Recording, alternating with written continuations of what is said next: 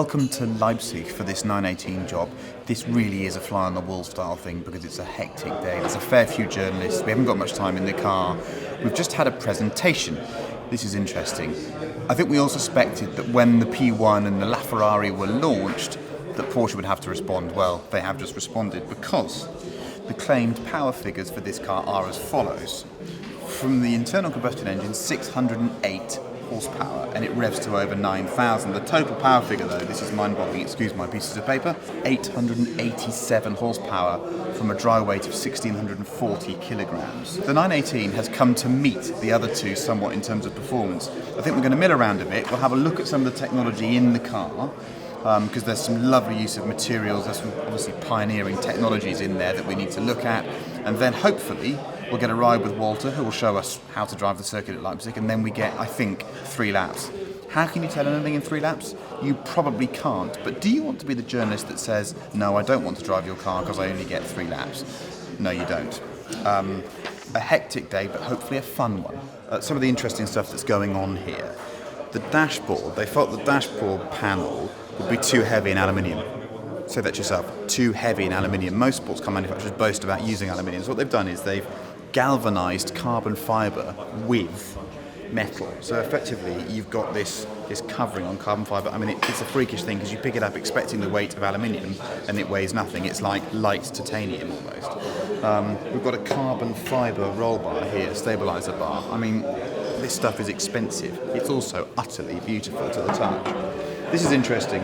Obviously the car has a carbon tub, just like the Corolla GT did 10 years ago, and all the main rivals do as well. But a lot of the support points where you're hanging components from anything, engine, suspension, and a lot of the electrical gubbins that goes into the car, normally those support brackets are made of aluminium. So it's rather disappointing that you take a lovely light carbon structure and then attach this rather ugly, heavy aluminium bit.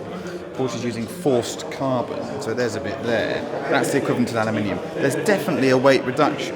It's not as profound as with the dashboard, but it just shows that they've tried to peel weight everywhere from this car, everywhere.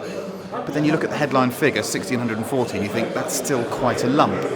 I find this side of the car quite confusing, because I just keep saying to myself, well, take the bloody electric motor out of it then. Then it would weigh 1,100 kilograms, and we'd have 610 horsepower just from that lovely engine. Electricity seems to spoil sports cars. Anyhow, I'll get over that in a minute. Let's go over here. The battery cells are vast and, for me, very controversial in a car of this type. They're lithium-ion with a nominal voltage of 385 volts, peaking at 430 volts. That's 18 cells. This is perhaps here the key paradox of the 918. You have to lump these cells around, and doing so, you have to make incredible weight savings in other areas. So central to my argument's always been, make the incredible weight savings, don't lump these things around with you. They make good dumbbells though.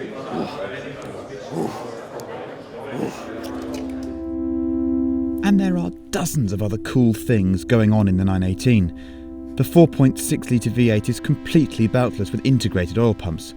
Power output is 608 horsepower, augmented by the electric motors to make a total of 887 horsepower.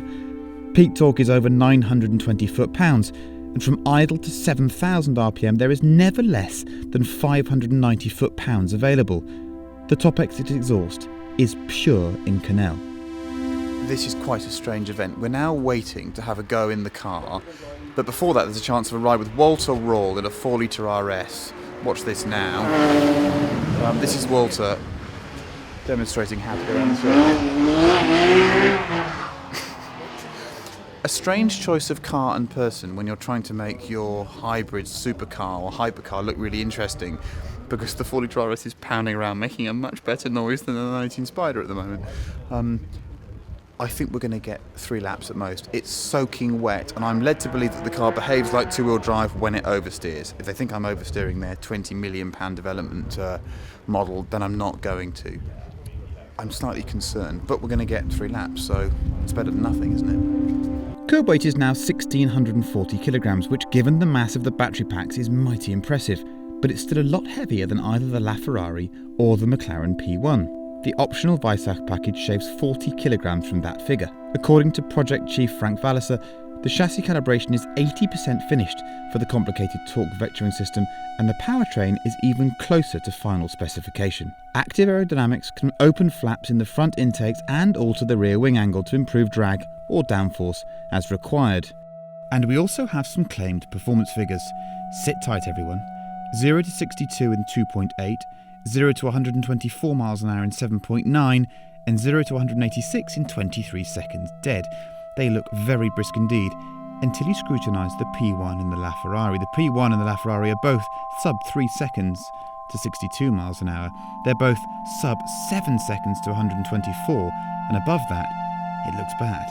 Because the P1 is claimed to do 0 to 186 in 17 seconds, and the LaFerrari in 15.5. That's 15.5 versus the Porsche's 23 dead. Okay, so I'm going to talk you through this. I'm in full electric mode, and I have... What sort of performance do I have? I feel like I have the performance of something like a Cayenne diesel. Is what it feels, or maybe a Panamera diesel. I put my foot flat down. God, the engine comes on. Too much, so that's the kick. Okay, how do I get it back to electric?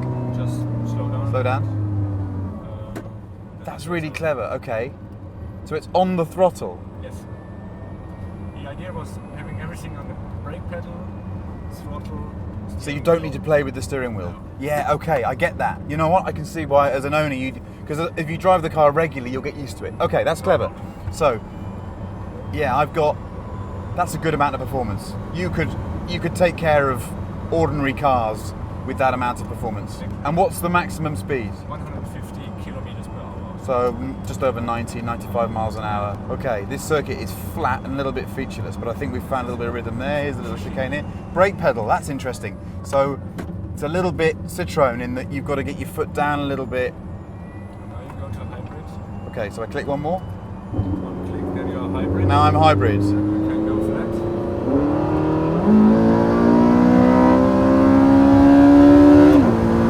That's interesting. This is only the combustion engine. This is just combustion engine now. Either combustion engine or electric motors. It's not combined. Okay, so let's get car feels quite supple. It's got a lot of mechanical grip. Gearbox is quick.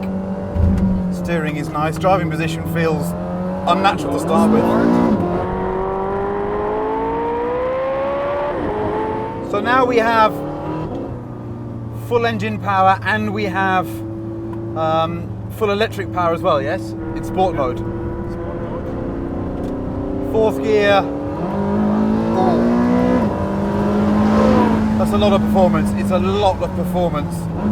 The brake feel is a bit funny coming into some of these turns. For continuity's sake, we've had to stop and change camera, so it's now a little bit greasy. But the performance it's big. It's bigger than I thought it would be as well. The handling, well, that's interesting because the car doesn't feel anything like as heavy as the claimed weight. It doesn't have the inertia at all. Steering's very direct. No, it's very interesting car. Very interesting car. And the noise, well, miles better than when I first drove it. Miles better.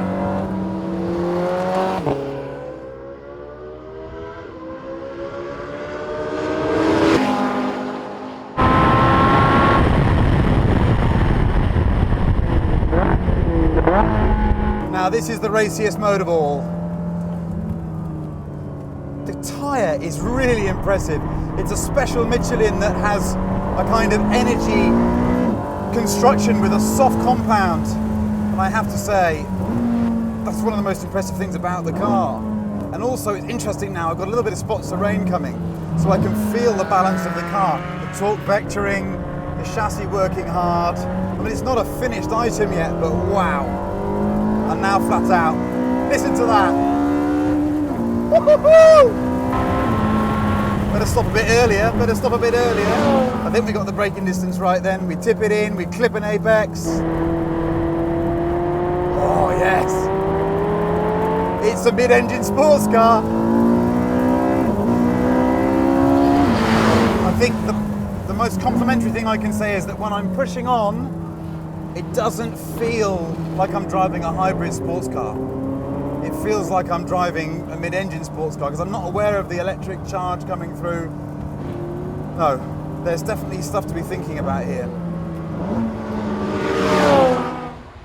Okay, Frank, I want to just ask you some questions about the chassis because it's such a complicated chassis. If we're in race mode and I exit a corner, I'm in the exit phase and I'm in full power in second gear, 8,000 RPM on the motor, what percentage of what have I got going where in terms of if I had 880 horsepower available? A roughly calculation of me is 15 to 20% On the front of the axle. total output is on the front axle. Okay, cool. That makes sense. Is this new output that we've learned about today, is that a response to what we saw in Geneva from Porsche, from Ferrari and from McLaren? No, this is not possible to do something in 2 months. It was always built in the car. Yeah. Maybe we have some competitors, and so I think it's better not to tell everything in the beginning. We tell the figures and the final numbers when we are sure, when we approved everything. This is now, and so we could just tell now the final numbers, not a reaction. I found lots about the car really interesting and unexpected. One thing that I suppose, given that this is work in progress, we have to accept that this is not a finished car. Not finished. And it's quite something to be able to drive it before Yeah. it's finished. The braking feels like this is something that's going to be. I'm sure you'll get it right, but Yeah. at the moment we have a sort of slight step in the pedal. Exactly. And is this a calibration thing, or is this actually physically getting the pedal to work? It's not physically, it's just calibration. Yeah. This is the fine tuning we talked about. What the car needs. If you have now the proper cars, wheels and everything, tires in the latest specification, then you can work on the fine tuning to have the linearity that you need in the brake pedal. Because at the moment the step is not nice, but we're working on that, and it will be done for the final car. How many control units are there in this car? How many individual boxes? We count 55 in our architecture. 55. 55. Considering also a door control unit and the switch for the headlights, it's also a control unit. And are they control units used by Porsche in other cars? Yeah. We have on the chassis side we have some takeovers, like in the doors. We have, of course, for the engine it's new. For the PDK it's an existing control unit, but we're developing on the software side. The power control units are new in the software, and the battery management system. There we have a linkage to the Panamera plug-in hybrid. But there are also some new things like the control unit for the aerodynamics. Which is entirely new. Yeah. From scratch.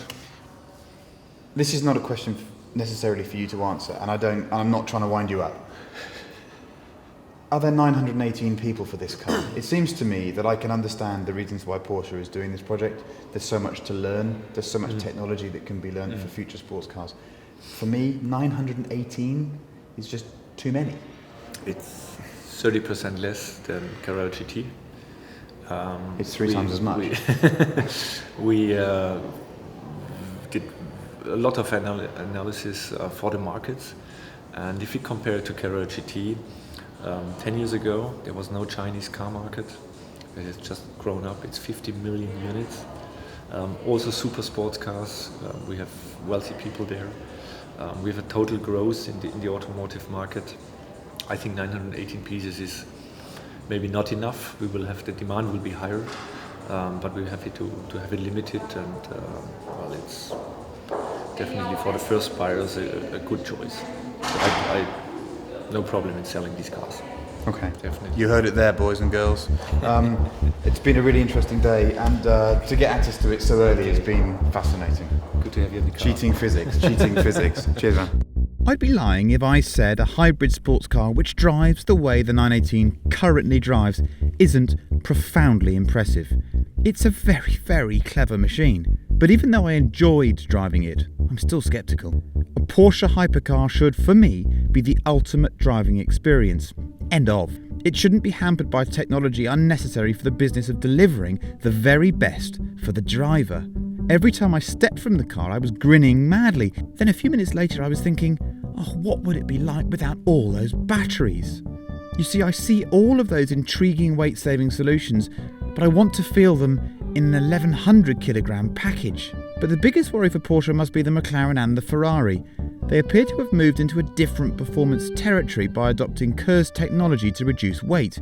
In a marketplace dominated by ultimates, the 918, for all its mind-boggling technology, risks being the slowest hybrid hypercar in its class, and I think that's a big problem for Porsche.